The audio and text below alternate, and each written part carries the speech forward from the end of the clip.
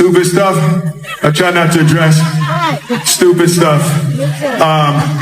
But the world we're in right now, it's really hard for y'all to like discern what's real and what's true, you know? And I be seeing y'all memes and stuff. People be making memes. I see the memes. I see them now. Some of this stuff is funny. Some of it's funny. But I haven't addressed any of this publicly, but I just want to say this very clearly. I don't have shit to do with Puffy, so y'all can stop all the memes.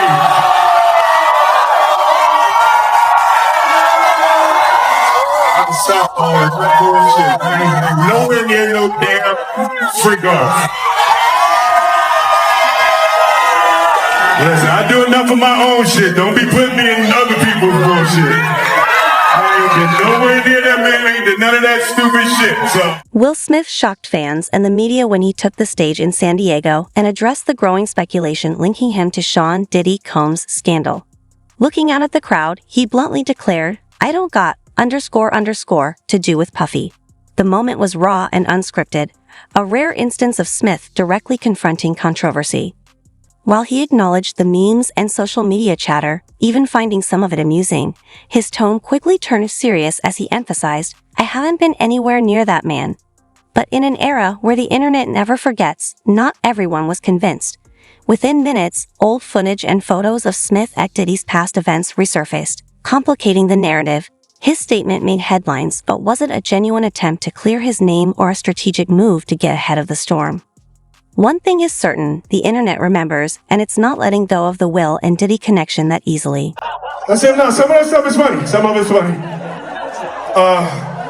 But I haven't addressed any of this publicly, but I just want to say this very clearly. I don't have shit to do with Puffy, so y'all can stop all them memes.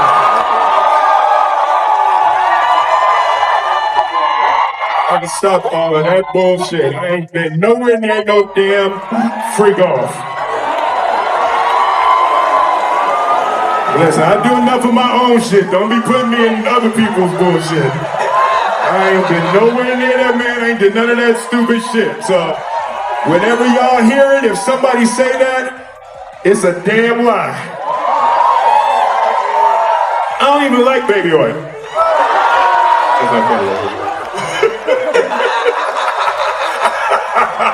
Some of that stuff is funny, some of it is really funny, but I haven't addressed any of this publicly until now, so let me be crystal clear. I don't have __ to do with Puffy. Y'all can stop all that nonsense. I ain't been anywhere near no damn freak off. Listen, I've got enough of my own __ to deal with. Don't drag me into somebody else's mess.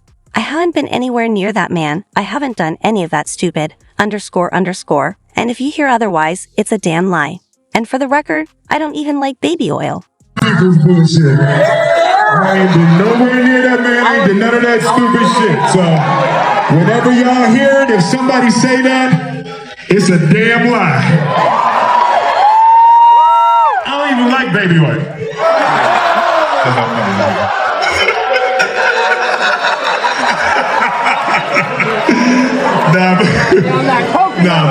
But I haven't said that publicly. I just said y'all the first time. I usually don't respond to dumbass stuff because it's like people. It's so many things people say, so much stuff. But you know that one, it was your memes was doing too much. Y'all was having me mad. This song is called Bulletproof.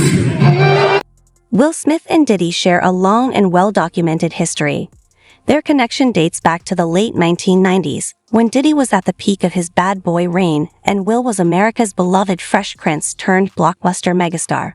They moved in the same elite circles, laughing in VIP sections, sitting courtside at basketball games, co-hosting charity galas, and attending exclusive A-list events where only the most connected were allowed.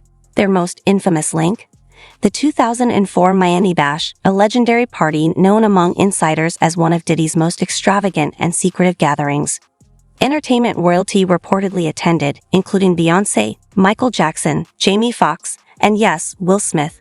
Now, as allegations and investigations swirl, critics argue that public distancing doesn't erase decades of friendship. Will and Diddy weren't just casual acquaintances. They were part of a tight-knit circle of entertainers who, according to some insiders, watched each other's backs and covered for one another when necessary. Of course, shared photo ops don't equate to guilt, but in the court of public opinion, optics matter. When you stood shoulder to shoulder with someone for years, it's hard to convincingly claim, "I've got nothing to do with that man." As the narrative deepens, another name emerges with chilling implications, one that ties Will and Diddy together beyond parties and photos. Enter Brisher Gray, better known as Yas from the hit TV series Empire. Once seen as a rising star in both acting and music, Gray is now at the center of a disturbing legal battle that could cast new light on the Will-Diddy connection. Sources close to the case claim Gray is preparing legal action, reportedly naming both Diddy and Will in a lawsuit tied to his time under their mentorship.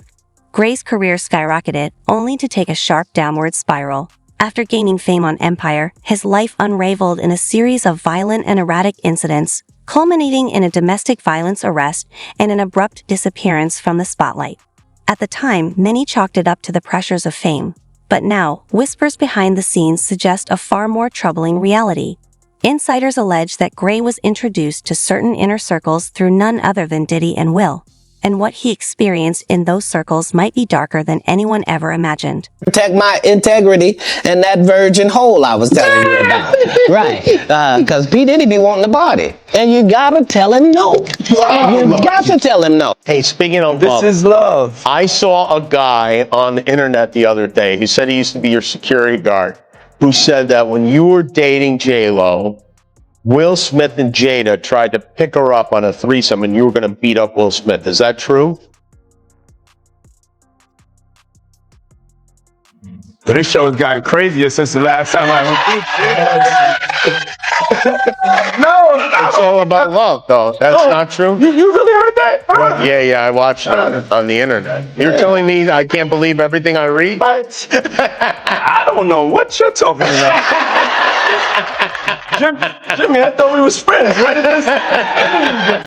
Brisher Gray's downfall mirrors a pattern seen in the careers of Usher, Justin Bieber, and others once closely connected to Diddy, where mentorship seemed less about guidance and more about control.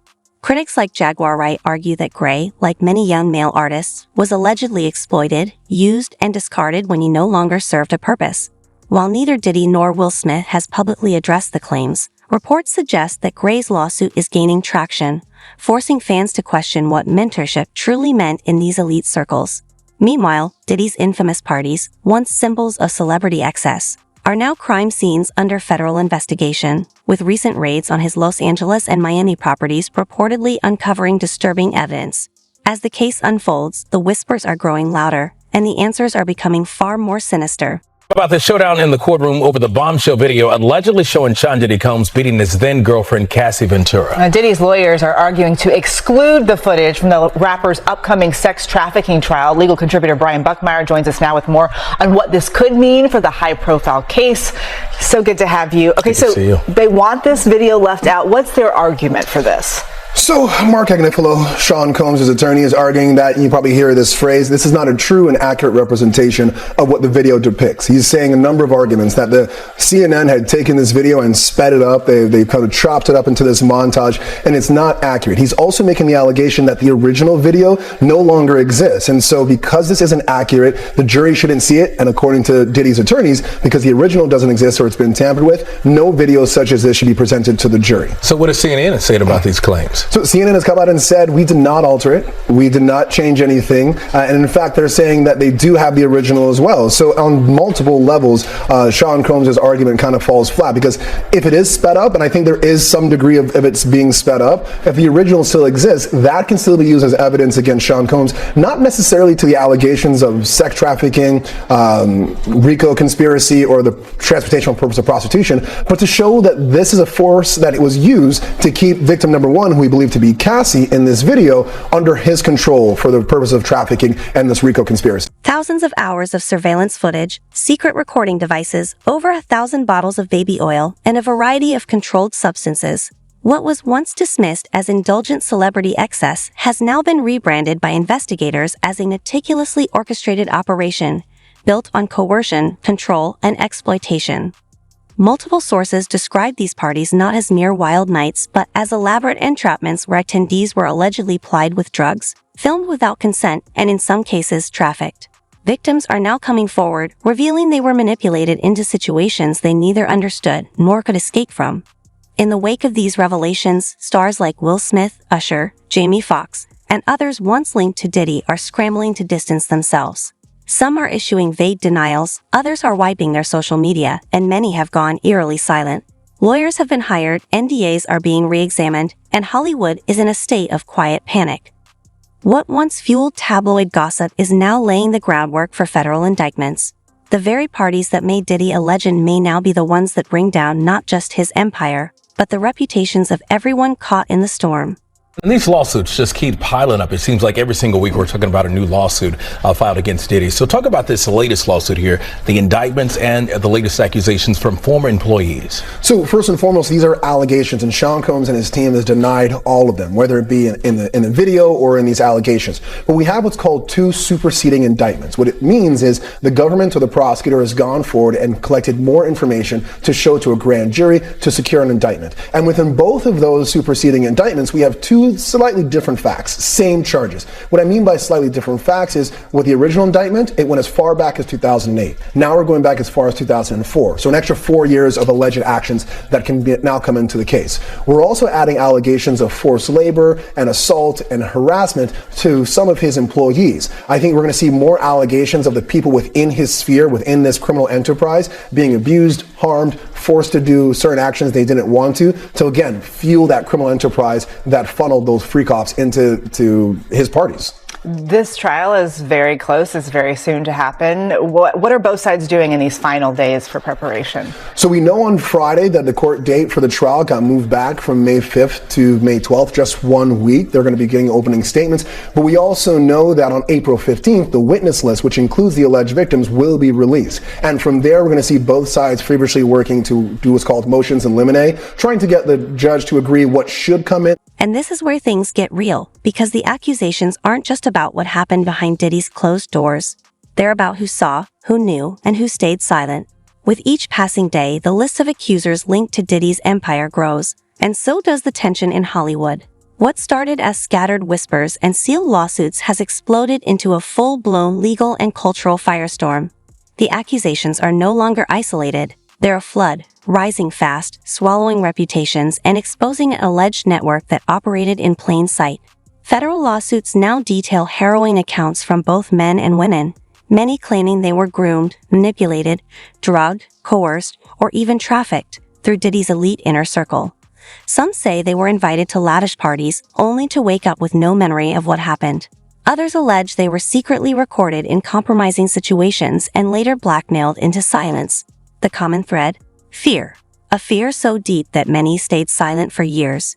But now, the silence is breaking and Hollywood is bracing for impact. Music mogul to an inmate, Sean Diddy Combs, is denied bail on charges of sex trafficking and racketeering. TMZ has been following this case for months now, and Charles Lati-Baudier is joining us to dive deeper into what is happening.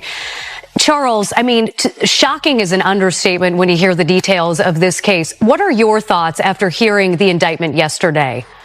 Good morning, Brian and Natalie. I got to tell you, my thoughts reading the 14-page indictment yesterday were that there are a lot of people in Hollywood who are probably worried about which Diddy parties they were at and what was going on.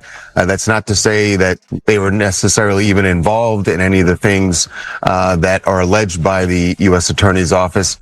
But if you're at that party and it turns out that that's when he set up one of these freak-off sex parties, or that it was going on in another room and you didn't know about it, there's a good chance that you're going to be called by the U.S. Attorney's Office.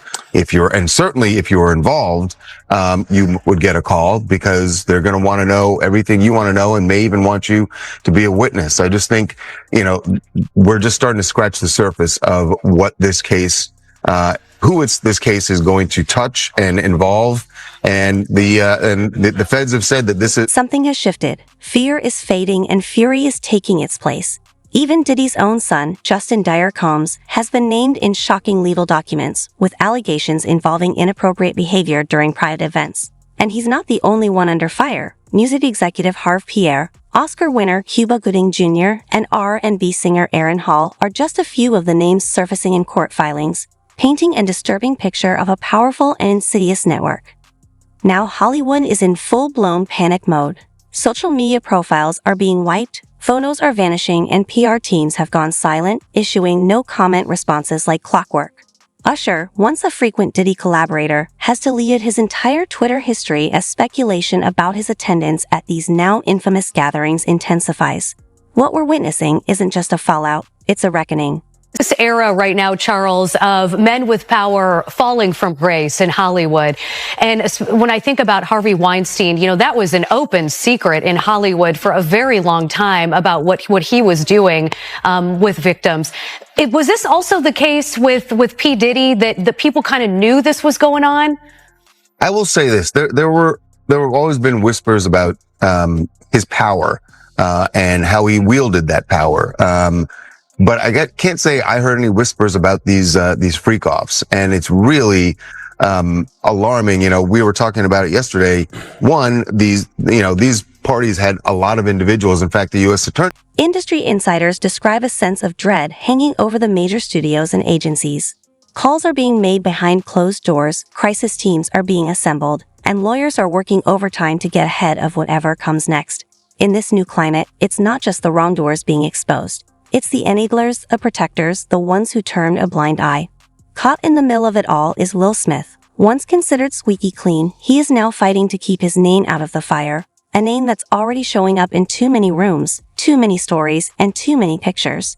The real question is no longer who was involved, it's who's next. And as we've seen, the clock is ticking for those who think silence will still save them. We're learning in just the last few minutes that a federal judge is now refusing to grant Sean Diddy Combs bail. Instead, he's going straight to jail tonight after Diddy pleaded not guilty to charges of sex trafficking and racketeering. Want to show you some of these brand new court sketches coming into us, like literally in the last 90 seconds. This is Combs in court after prosecutors arrested him at a hotel in Manhattan. It's where he's apparently been living for weeks, according to what a person familiar with the move tells NBC News. All of it a tipping point now in that sprawling federal investigation into the superstar's alleged years of sex crimes dating back to 2009. As we're just getting in some new and deeply disturbing details about the allegations against him in what looks like a massive criminal operation, allegedly. At least 50 victims and witnesses so far. And at the center of it, these hours and days-long sex acts known as, in their words, freak-offs that Combs supposedly orchestrated to abuse. Sean Diddy Combs is locked up in a federal jail that has been plagued by harsh conditions and violence. The Metropolitan Detention Center in Brooklyn has seen multiple deaths in recent years. An inmate was stabbed to death in July, and several others have died by suicide. It's these reasons, among others, that Combs' lawyers are fighting to get him out of there. They want him released on bail, rather than being kept in jail while he awaits trial on sex trafficking charges. Combs is just the latest high-profile defendant to be locked up at MDC Brooklyn. Before him, there were R. Kelly, Elaine Maxwell, and crypto scammer Sam Bankman-Fried. Maxwell complained about her treatment at the facility, which included round-the-clock checks in the wake of her associate Jeffrey Epstein's jail suicide. A few years ago, a week-long power outage in the dead of winter left detainees in drab, cold conditions. Judges have also raised alarms. They've pressed the Bureau of Prisons for status updates and implored the agency to fix things. One judge even refused to send some defendants to the jail.